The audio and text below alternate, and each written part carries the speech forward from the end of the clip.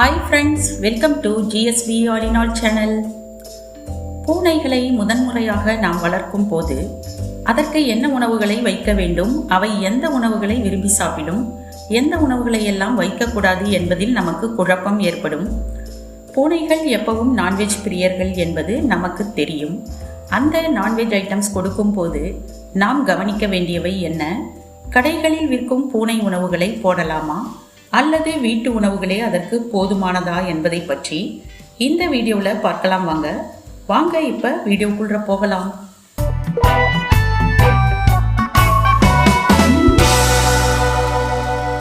இப்போ ஃபஸ்ட்டு பூனைகள் விரும்பி சாப்பிடும் நான்வெஜ் ஐட்டம்ஸ் பற்றி பார்த்துடலாம். பூனைகள் வேட்டையாடி சாப்பிடும் தன்மை கொண்டவை.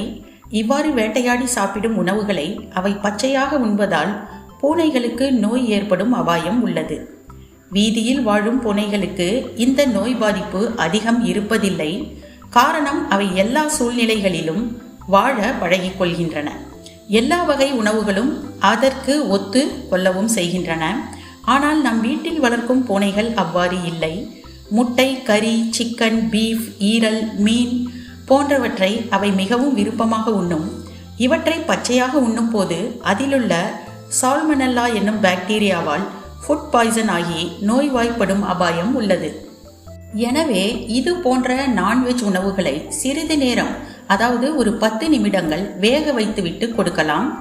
இதனால் அதில் இருக்கிற தீமை பயக்கக்கூடிய பாக்டீரியாக்கள் அழிந்து விடுகின்றன. இதை டெய்லி போடணுங்கிற அவசியம் இல்லை.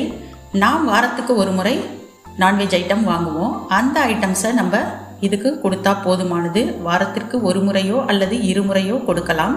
இந்த நான்வெஜ் உணவுகளை நம்ம அப்படியே சிறிது நேரம் வேக வைத்து அப்படியே கூட போடலாம். அப்படி இல்லைன்னா இதை நம்ம சாதத்தோடு மிக்ஸ் பண்ணி கூட போடலாம். அது எப்படின்னா, இந்த சிக்கன், மட்டன், பீஃப், அப்புறம் ஈரல், கிட்னி இது போன்ற ஐட்டம் மற்றும் மீன் இதெல்லாம் நம்ம கொஞ்ச நேரம் வேக வச்சுட்டு அரிசி சாதத்தில் கலந்து நன்கு பிசைந்து உணவாக வைக்கலாம்.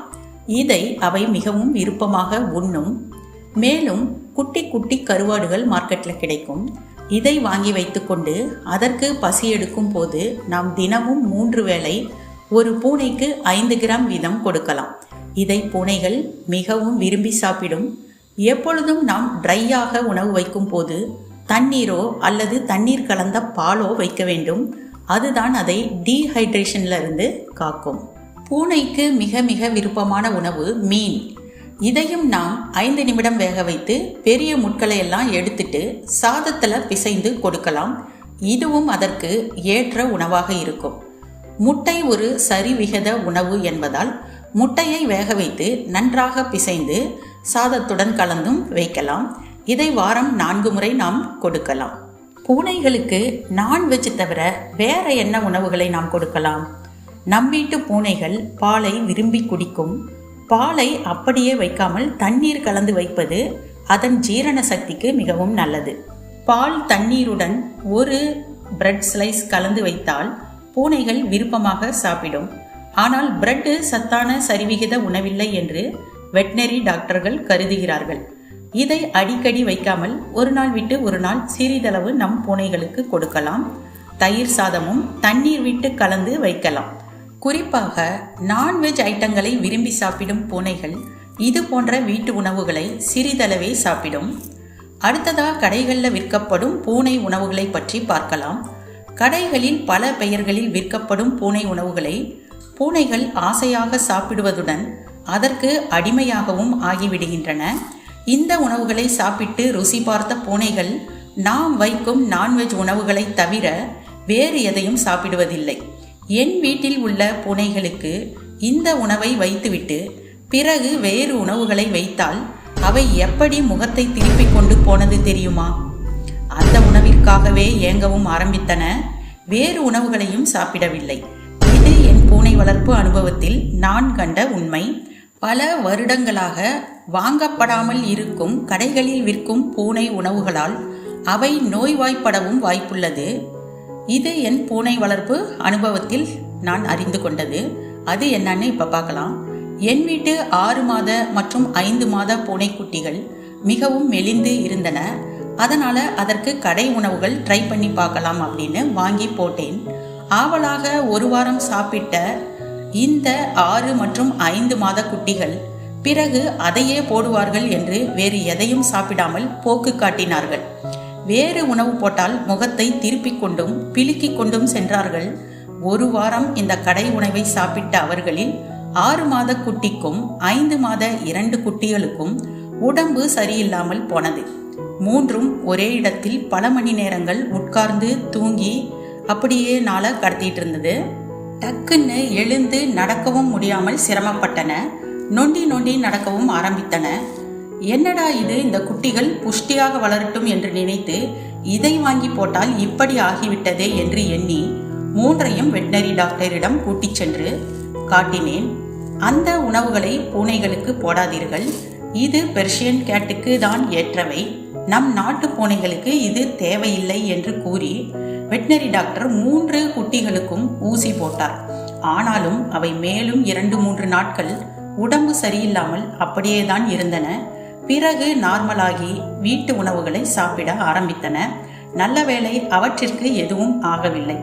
எனவே இது போன்ற உணவுகளுக்கு அவை அடிமையாவதோடு உடல் நலமும் பாதிக்கப்படுகின்றன. சரி, பூனைகளுக்கு எத்தனை முறை உணவு கொடுக்கலாம்? பூனைகள் அதிக நேரம் தூக்கத்தில் கழிப்பதால் அதற்கு அடிக்கடி உணவு கொடுக்க தேவையில்லை. நம்மை போலவே பூனைகளுக்கு 3 முறை உணவு கொடுத்தால் போதுமானது. அவை கொஞ்சம் கொஞ்சமாக தான் சாப்பிடும். கர்ப்பிணி பூனைகள் மற்றும் பாலூட்டும் பூனைகளுக்கு தான் அதிக அளவில் பசி எடுக்கும்.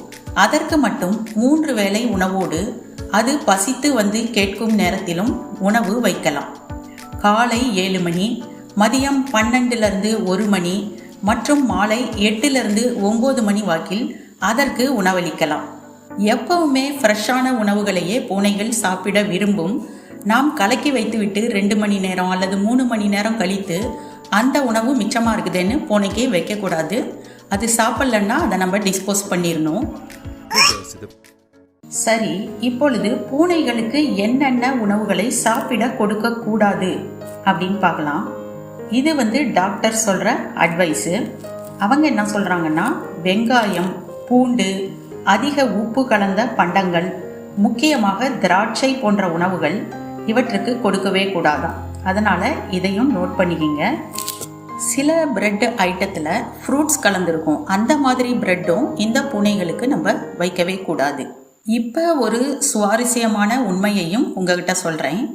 சில பூனைகள் முறுக்கு, வடை, தோசை, உப்புமா, மிக்சர், பூரி, பாப்கார்ன் போன்ற பல ஐட்டங்களை வெளுத்து வாங்குவதை நானே பார்த்துருக்கிறேன். வீதி பூனைகள், முக்கியமாக இந்த வீதியில் வளர்கிற பூனைகள் எது போட்டாலும் அது சாப்பிட்டுக்கும். இது போல் உங்கள் பூனைகள் எதையாவது சாப்பிட்ருக்குதா அப்படின்னு கமெண்ட் பாக்ஸில் சொல்லுங்கள். இந்த வீடியோ உங்களுக்கு பிடித்திருந்தால் லைக் பண்ணுங்கள், ஷேர் பண்ணுங்கள், கமெண்ட் பண்ணுங்கள். சப்ஸ்கிரைப் செய்து கொண்டு சேனலுடன் இணைந்திருங்கள். நன்றி.